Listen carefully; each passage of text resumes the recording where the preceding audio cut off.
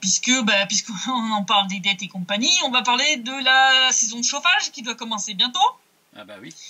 Et qui pourrait joyeusement foirer dans plusieurs grandes villes d'Ukraine comme Mariupol, Odessa, Kharkov ou Jitomir. Et que même à Kiev, ils sont déjà en train d'accumuler le bois de chauffage. Ils ont très confiance. Ils ont très confiance. Alors pourquoi ? Parce que nos auditeurs se souviendront que j'avais dit que l'Ukraine est en train de stocker des grandes quantités de gaz dans ses zones de stockage souterraines. Ils en sont à 20 milliards de mètres cubes quand même stockés, soit les 2/3 du volume maximum. Et malgré les déclarations rassurantes du Premier ministre ukrainien disant que ça va permettre de regarder l'hiver sereinement, il semble que Naftogaz n'a pas l'air d'être aussi optimiste. Parce que la semaine dernière, ils ont publié une liste de 116 entreprises qui sont endettées envers Naftogaz et dont les clients risquent de se retrouver sans chauffage.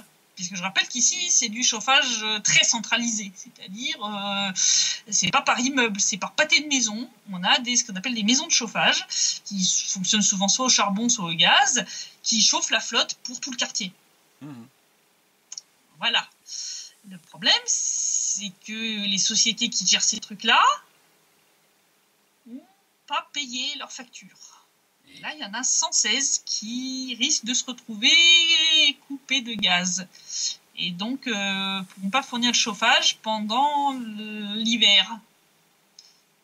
On rappelle que l'Ukraine, c'est pas un pays de la ceinture équatoriale, c'est-à-dire que les températures l'hiver... c'est pas la Somalie, c'est pas le Lesotho, il fait pas 35 l'hiver. Donc là, c'est quand même inquiétant quand même. Même si les entreprises de la liste de Naftogaz ne représentent qu'un dixième des fournisseurs de chauffage du pays, le petit problème, c'est que c'est des entreprises qui travaillent dans des grandes villes. Ouais. Comme je le disais. Mariupol, Odessa, Kharkov, Jitomir, Kryvyi Rog, Kherson, Ivano-Frankivsk et même Vinnytsia. Rien que ça. Donc si ces villes-là se retrouvent sans chauffage, je vous raconte pas la catastrophe humanitaire. Ah oui. C'est très sympa. Il y a plein de gens qui vont crever de froid chez eux, ça va être super.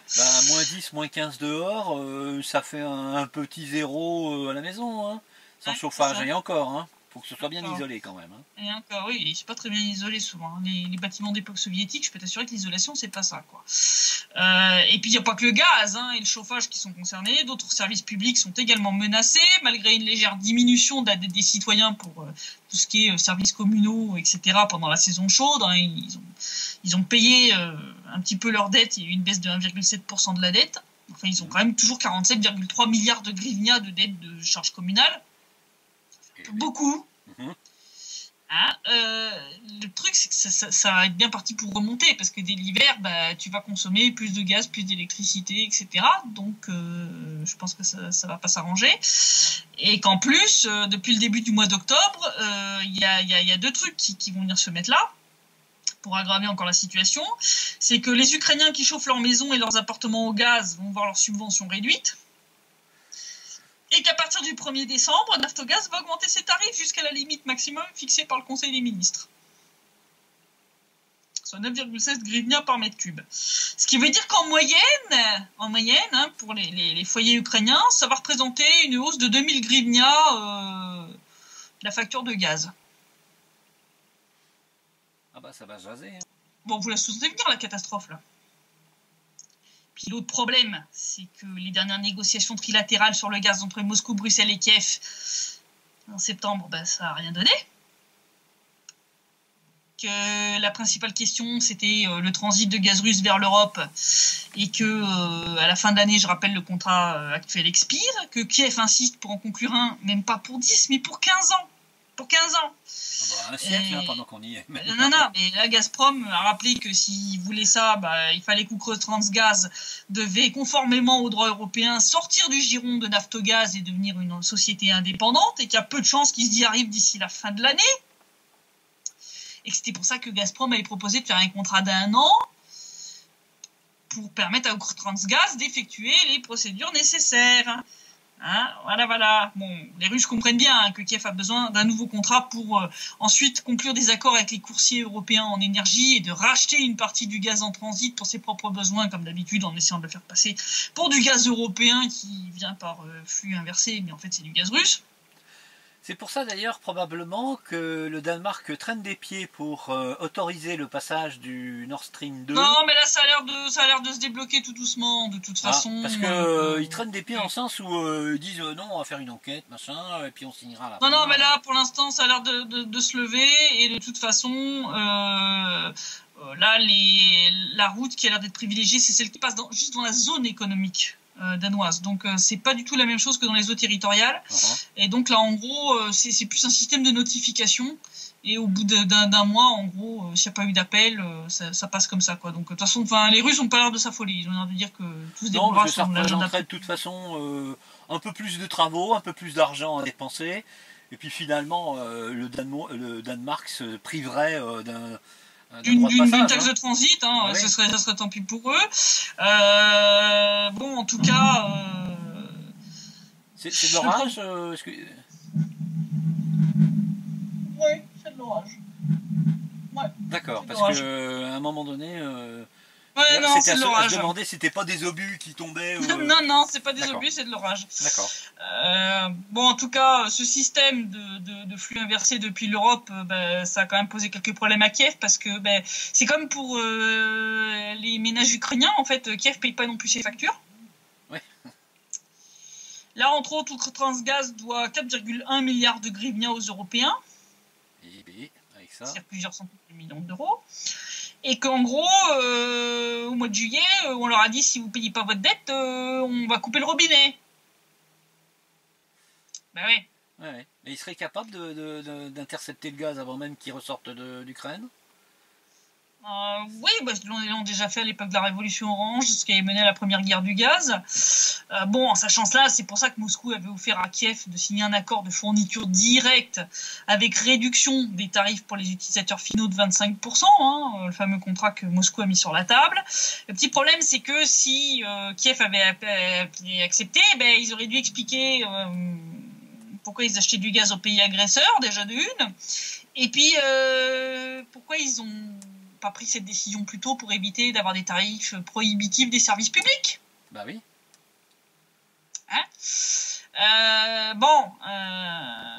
Là, en plus, l'autre problème, c'est que malgré le volume record d'injection de carburant bleu dans les zones de stockage, Kiev manque cruellement de charbon, une autre ressource sans laquelle il n'y aura pas d'hiver calme, puisqu'à la fin de l'été, là, leurs réserves sont 2 fois inférieures à celles de l'année dernière. Ils n'ont que 753 000 tonnes contre 1,4 million de tonnes l'an passé. Et le problème, c'est qu'ils les dépensent 1,5 fois plus vite qu'ils ne se réapprovisionnent. En gros, dans 2 semaines, ils sont à sec. Et l'hiver n'est même pas là encore. Non. Bon, alors bien sûr, pour essayer de rassurer les gens, les représentants de DTEC, le plus grand groupe énergétique du pays, ont annoncé un accord pour l'achat de 300 000 tonnes de charbon de Colombie à $75 la tonne. Mais il y a quand même des experts qui ont rappelé que les centrales électriques thermiques ukrainiennes ne fonctionnent que à l'anthracite russe ou ukrainien, parce que ça a été fait à l'époque de l'URSS, c'est fait pour fonctionner... avec les ressources locales. Donc, il s'est avéré qu'en fait, cet accord, c'est juste une magouille, comme celle qu'avait montée Porky, quand il avait, soi-disant, acheté du charbon américain et africain, et qui était en fait du charbon de Russie et du Donbass, maquillé et payé plus cher. D'accord. Voilà. Puis en plus, même un contrat de 300 000 tonnes de charbon, c'est pas la panacée, puisqu'il lui faudra encore au moins 1 million de tonnes supplémentaires pour pouvoir passer l'hiver de manière confortable. Et puis il faut payer pour ça. Les fournisseurs, ils en ont marre de leur filer des trucs. De toute façon, durablement, ça va s'aggraver. Ça sera de pire en pire. À un moment donné. Là, s'ils perdent le transit, comme je dis, c'est 3 milliards en moins sur le budget chaque année. En théorie, le gouvernement ukrainien pourrait allouer les crédits du FMI à cette fin, mais c'est pas gagné, parce que là, au plus tôt, Kiev espère signer un nouveau programme en décembre. Voilà. La dernière fois que Kiev a reçu la première tranche, c'était 2 mois après la signature de l'accord. Je vous laisse faire le calcul, ça nous mène en février. Ils sont bien partis pour se geler les meules en Ukraine. Moi, je vous le dis. Mais là, cette menace de coupure de chauffage ou d'électricité, c'est devenu récurrent en Ukraine, hein, nos auditeurs s'en souviendront. Oui. Le petit problème, c'est qu'à chaque fois que le problème prend des proportions inquiétantes, Kiev fout une rustine, un sparadrap, mais ça règle pas le problème de fond, qui continue d'empirer de mois en mois. C'est ce que j'avais dit. Hein. Je vous avais dit la dernière fois qu'ils avaient fait la petite rustine avec les centrales, là, qui étaient les centrales électriques, qui étaient sous la menace d'une coupure de gaz. Kiev avait pris une rustine pour faire tenir, et je vous avais dit, le problème va revenir. Il sera encore pire. Ben, vous le voyez, j'avais raison. J'avais raison. Le petit problème, c'est que la technique des rustines, ça marche un petit moment, mais dans 6 mois, 1 an et demi, ça va revenir en pire. Et il y aura un moment où vous ne pourrez plus utiliser des rustines pour sauver la situation, et que l'Ukraine va se transformer en Somalie. Voilà. Ça, c'est la conséquence. En plus du fait que l'Ukraine n'est plus indépendante et chapeautée, enfin en tout cas dirigée en secret par les Américains, qui veut utiliser jusqu'au dernier Ukrainien pour attaquer la Russie. Ils sont prêts à sacrifier jusqu'au dernier Ukrainien pour s'en prendre à la Russie. Voilà. Et puis la corruption endémique. La corruption endémique qui fait de gros dégâts. Mais en tout cas, c'est clair que tout ça, c'est lié aux décisions politiques désastreuses qui ont été prises après le Maïdan pour des raisons idéologiques, là où il aurait fallu faire de la réelle politique. Ben oui. Voilà. Donc, je dis, l'Ukraine, ils sont en ligne droite vers la désintégration. Là, je dis, ils sont en train de se somaliser à une telle vitesse que je vois pas comment. Je vois pas. Et puis, Zelensky, comment dire, pendant ce temps-là à Kiev, en plus d'être un clown et un illusionniste, c'est aussi un plagiaire. Alors j'avais hésité entre pendant ce temps-là à Kiev, celui-là, et un autre où il y a une chaîne américaine qui a foutu l'Ukraine en Asie. Encore. Mais bon, je me suis dit ça faisait redondant avec le coup du Figaro qui s'était planté, donc j'ai dit allez, pas 2 fois de suite quand même. Mais c'est bien d'en parler quand même en aparté, parce que il faut vraiment se rendre compte que la culture journalistique, elle est devenue une vraie farce, quoi. Là, c'est zéro absolu. Enfin, je veux dire, là, en Asie, carrément. Enfin, bon, là, faut peut-être pas exagérer, quand même. Encore, tu vois Kiev en Russie. Tu vois, tu peux dire historiquement. Il y a un fond qui est resté. Il y a un doute qui reste. Il y a un truc, tu vois. Mais l'Ukraine en Asie, là, je vois pas. Ouais, non. Non. Donc là, je vais vous parler de Zelensky, qui, en plus d'être un clown et un illusionniste, est aussi un plagiaire. D'accord. Puisqu'en effet, Zelensky a signé un décret de loi sur les objectifs de développement stratégique de l'Ukraine jusqu'en 2030, qui est très joli sur le papier. Le petit problème, c'est qu'en fait, les paragraphes sont presque entièrement repris d'un document de l'ONU intitulé « Système d'indicateurs mondiaux pour la réalisation des objectifs du développement durable et la mise en œuvre de l'agenda du développement durable jusqu'en 2030 ». Donc les 2 documents sont disponibles sur les sites internet respectifs du président ukrainien et de l'ONU. Et c'est Yuri Tkatchev, le rédacteur en chef du Timer Odessa, dont on a déjà parlé la semaine dernière, si je dis pas de bêtises, et qui a tiqué. Il s'est dit, ça ressemble quand même beaucoup, donc il a regardé les 2 documents. Et il s'est rendu compte qu'en fait, le texte de Zelensky, c'est quasiment une traduction littérale du texte de l'ONU. Oui, pourquoi pas. Voilà. Donc, entre autres, comme dans le document de l'ONU, le premier point du décret de Zelensky est de vaincre la pauvreté. Le deuxième point est de vaincre la faim, parvenir à la sécurité alimentaire, améliorer la nutrition et promouvoir une agriculture durable. Et le troisième point est d'assurer un mode de vie sain pour tous à tout âge. Le paragraphe 14...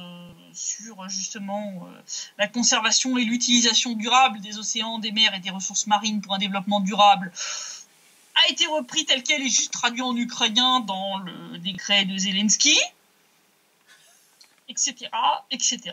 Bon, il y a juste 2-3 points où il a un petit peu adapté à la sauce ukrainienne, mais c'est de mieux en mieux. C'est de mieux en mieux l'Ukraine, quand même. Ah, oui. Maintenant, ils ont un président qui est tellement pas capable, tellement pas compétent, il n'est pas foutu de faire des lois tout seul, et qu'il est obligé de plagier les textes de l'ONU pour pondre des propositions de développement durable de son pays. Oui. Mais en même temps, il craignait pas un problème de copyright. Je crois que l'ONU aurait pas osé lui dire, dites donc, votre truc, là, il ressemble bigrement à un de nos textes. Non, mais bon, en France, on a la même, puisqu'ils prennent les textes européens et ils les transposent dans le droit français. Oui, certes. Mais bon, là, quand même, c'est un peu gros, quoi. Si les mecs, vous n'êtes même pas foutus d'élaborer vous-même ce genre de loi, vous m'expliquez comment vous allez appliquer la formule Steinmeier et pondre à la loi de statut spécial du Donbass, etc. Oui, c'est vrai que ça... Ouais. Ça fait peur. Oui, c'est moins compliqué. Ça fait très peur. Non, là, je pense que ça en dit long quand même sur le niveau de compétence et du président et de son équipe. Ah bah on peut pas être clownesque et compétent à la fois, hein. Il faut quand même... Non. Je veux dire, c'est un truc unique. Hein. Il aura tout fait. Clown, acteur, illusionniste et puis maintenant plagiaire. Ouais. Voilà. Il aura fait le tour. Une farce. Ouais. C'est bien. C'est magnifique ce pays. C'est super. Donc, bon, voilà, quoi, ça la situation. Moi, je vous dis, quand je vois que... donc là, le 7 octobre doit commencer le processus de correction des violations du retrait des armes et des unités militaires dans les zones de Zolotoye et de Petrovskoye. Oui, d'accord.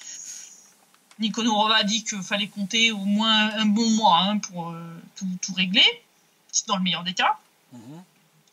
Ce qui fait dire que pour l'instant, la réunion format Normandie, ils ont dit, on attend que le désengagement soit fait.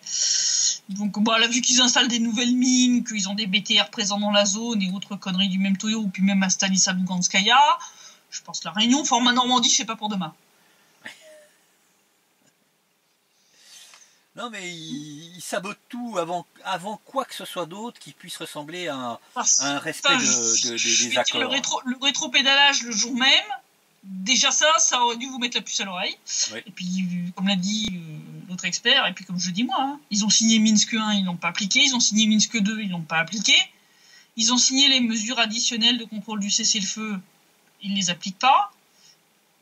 Je veux dire, on a encore eu 3 morts et 4 blessés cette semaine. Je veux dire, la signature de Kiev en bas d'un document, ça veut rien dire. Ça a un poids nul. C'est comme s'ils avaient fait signer le chien. Tu vois, ils avaient mis la patte dans un truc d'encre et puis ils avaient fait signer le chien en bas de la page, c'était pareil. Non, sérieusement, ça vaut pas plus.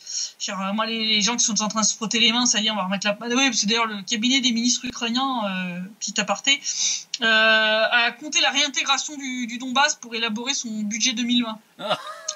Comptez dessus, buvez de l'eau fraîche, les mecs. Non, ça va pas marcher comme ça. Je vous le dis tout de suite. Non, les gens ici sont pas des cons, quand même, surtout nos dirigeants. On se souvient bien quand même de ce qui est arrivé à la Krajina serbe. Non, le coup de mettre le contrôle de la frontière en premier, non. De toute façon, c'est ce qu'avait dit Nikonova. La formule Steinmeier, c'est l'ultime compromis au-delà duquel nous n'irons pas. Donc, de toute façon, c'est pas la peine. Voilà. C'est aussi simple que ça. Donc, voilà, vous pouvez arrêter vos fantasmes. Vous pouvez rayer le Donbass de votre budget 2020. Non, vous ne récupérerez pas de pognon d'ici. C'est déjà bien gentil à nous de payer les dettes de salaire. Oui, parce qu'il faudrait d'abord qu'ils vident les comptes des gens corrompus qui s'en sont mis plein les poches sur des pans des Ukrainiens en général. Hein, donc, qui commence déjà par là. Qui commence déjà par aller fouiller les poches de Kolomoïski et les 1,8 milliard qu'il avait piqué des fonds du FMI. Ouais, puis pour allez récupérer le pognon chez pour qui, chez Kolomoïski, etc. Voilà. Hein. Puis arrêtez d'aller plagier les textes de l'ONU, bon Dieu. Ouais. Moi, je vous dis, je vois pas d'amélioration grandiose à venir. Je veux dire, quand je vois qu'ils sont toujours pas foutus d'appliquer le cessez-le-feu, que je vois le nombre record de bombardements des dernières 24 heures. Si vraiment ils voulaient appliquer la formule Steinmeier, la formule Steinmeier, c'est le volet politique. Mais il y a aussi tout le volet sécuritaire à appliquer. Je veux dire, rien que le cessez-le-feu, ils sont pas foutus de l'appliquer. Donc, je veux dire, à un moment... et ça aussi, ils l'ont signé. Donc, c'est là que vous voyez bien que c'est n'importe quoi. Non, il a juste besoin de médiatiquement... parce que là, je veux dire, la situation en Ukraine, c'est tellement merdique. Hein, on le voit avec la situation avec le gaz, etc., faut cacher la merde sous le tapis, donc il faut qu'ils disent, voyez, je fais des trucs pour la paix, et donc il a besoin de cette réunion au format Normandie, Zelensky. Mais la Russie n'est pas dupe. La Russie n'est pas dupe, et c'est pour ça d'ailleurs qu'ils ont imposé ces conditions c'est prérequis d'application, au moins de signer la formule Steinmeier et puis au moins d'opérer le retrait dans 3 zones pilotes. C'est même pas sur l'ensemble de la ligne de front, c'est sur 3 zones pilotes. C'est rien du tout. Je veux dire, si même ça, ils sont pas foutus de le faire, c'est pas la peine. Voilà, je veux dire, on arrête le tir. Hein. Je te dis, Vladimir Poutine, il a autre chose à foutre. En plus, c'est bientôt son anniversaire. Il a autre chose à faire qu'à perdre son temps à aller jacasser avec l'autre illusionniste, là, la mère Merkel qui tremble de partout. T'imagines, si elle est prise de tremblement pendant la réunion, ils vont dire que c'est Vladimir qui lui a foutu la trouille. Hein, c'est Zelensky qui l'a émoustillé. Non, bon, à un moment, il faut arrêter les bêtises, quoi. Je veux dire, non, les dirigeants comme Merkel ou comme Poutine, je ne vais pas dire Macron parce que... Oui, non, oui. Voilà. Mais les gens comme Merkel ou Poutine, ils ont autre chose à faire de leur temps, tu vois, que de perdre à faire une réunion pour blablater, pour dire on est d'accord pour la 3e fois sur les mêmes trucs et que rien n'avance. Je veux dire, à un moment, faut qu'il y ait du progrès, c'est logique. Donc voilà la situation. Donc moi, je suis pas optimiste du tout. Je vous le dis clairement. Je pense de toute façon que les visions, vous le voyez dans le texte d'analyse que j'ai fait sur la signature de la formule Steinmeier, la vision de l'RPD, de l'RPL et celle de Kiev, de ce que recouvre l'application des accords de Minsk et de cette formule Steinmeier, c'est le jour et la nuit. Ouais, diamétralement opposé. Ouais. Je vois pas comment on va arriver à concilier ça. En plus, je vois pas comment, parce que normalement, si on doit faire les élections selon la loi ukrainienne, ça veut dire que il faudrait qu'on interdise ici le Parti communiste, alors qu'il n'est pas interdit ici. Oui, alors qu'il l'est en Ukraine. Et ça veut dire qu'on va autoriser secteur droit, Azov et compagnie à se présenter. Non. Vous imaginez le truc? Imaginez Biletsky ramener sa gueule ici. Je pense que même avec toute l'efficacité de notre police, qui est tout à fait compétente, je pense qu'il va se faire lyncher. Oui. Finira étranglé par un petit... Je pense qu'il ne ressortira pas vivant de la ville. Non, sérieusement, je veux dire, à quel moment vous imaginez des élections selon la loi ukrainienne ici? Je veux dire, les habitants vont trucider. Je veux dire, un Paroubi, un Biletsky ou un Yarosh, ils viennent ici, je dis, ils ressortent les 2 pieds devant, hein, entre 4 planches. Entre 4 planches. Je veux dire, les habitants vont les lyncher. Il faut quand même être bien réaliste 5 minutes. C'est pour ça que je vous dis, il faut arrêter le délire. Arrêtez. Arrêtez avec les accords de Minsk, machin, nana. Signez un accord de divorce à l'amiable. Façon Tchécoslovaquie. Ouais. Vous débarrassez le Donbass de l'armée ukrainienne. On signe un papier de divorce. Hein, voilà. Mais parce que là, de toute façon, on se dirige vers une fédéralisation à minima. Et il y a beaucoup de régions d'Ukraine qui vont faire sécession, hein, ça faut aucun doute. La Transcarpathie, par exemple, hein. Transcarpathie, hein, où il y a quand même des tensions énormes aussi, hein, je veux dire, et pour des bonnes raisons. Là, je vous dis, là, à partir de septembre 2020, les écoles en langue russe vont devoir passer à l'enseignement en ukrainien, et pour les autres langues européennes, ce sera en 2023. Donc déjà rien que ça c'est une discrimination. Déjà je veux dire bon, mais ça va pas plaire. Je veux dire ça va mal se passer. Enfin ça va mal se terminer tout ça.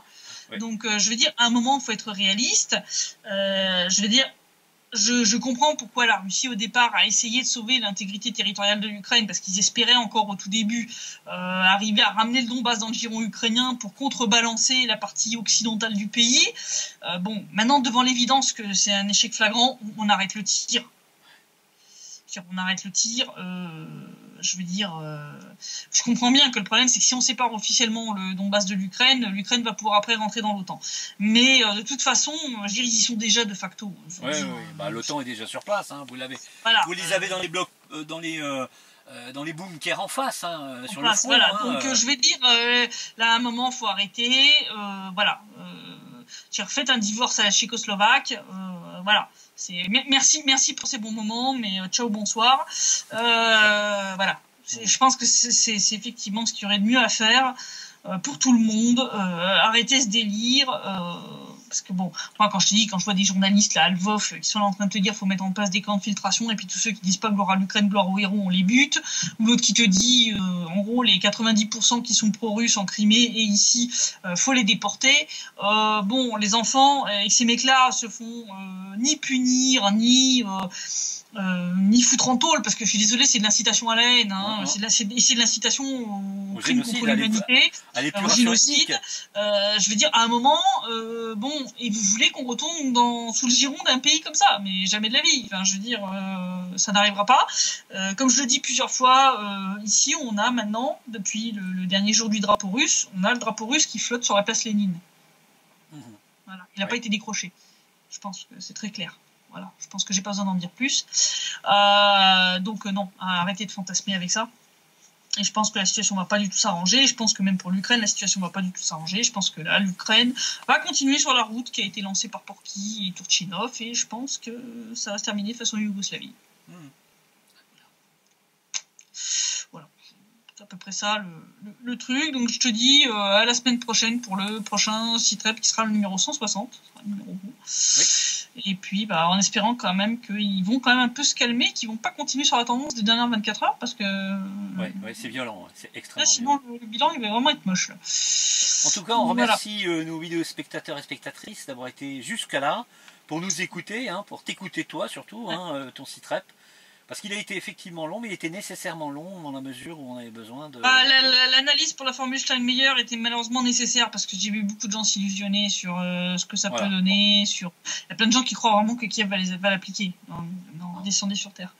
Voilà. Non, je veux dire, quand je vois déjà les manifs, etc., en Ukraine, même si pour l'instant ils sont trois pelés de tondus, t'as quand même un bon paquet de tarés en Ukraine.